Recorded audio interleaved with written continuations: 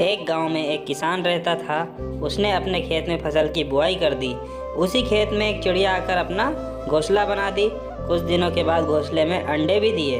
अंडे देने के कुछ दिन बाद उन अंडों से बच्चे निकल आए।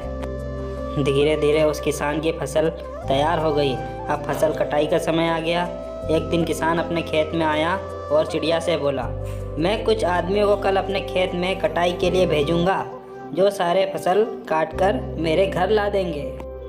अब किसान की बातें सुनकर चिड़िया के बच्चे फिर डर गए और चिड़िया से बोले, कल हमें खेत छोड़कर जाना पड़ेगा।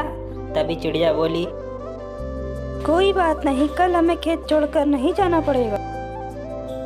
इस बात को सुनकर चिड़िया के बच्चे परेशान हो गए, मगर चिड़िया ने कहा, घबराओ मत बच्चों, कल यह फसल नहीं कटेगी। अगले दिन चिड़िया की यह बात सत्य साबित हुई। फसल नहीं कटी।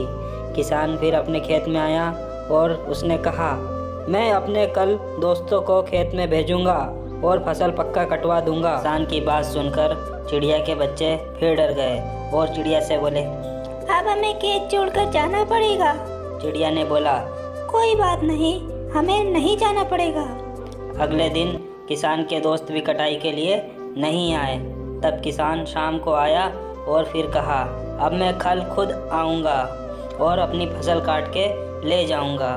सुनते ही चिड़िया अपने बच्चों से बोली, बच्चे, हमें खेत छोड़कर जाना पड़ेगा। तब बच्चों ने चिड़िया से पूछा, आप इतने विश्वास के साथ कैसे कर सकती हैं कि हमें खेत छोड़कर जाना पड़ेगा?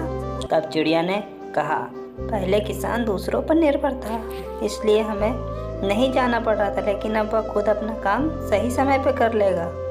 इस तरह चिड़िया और उसके बच्चे खेत छोड़कर चले गए।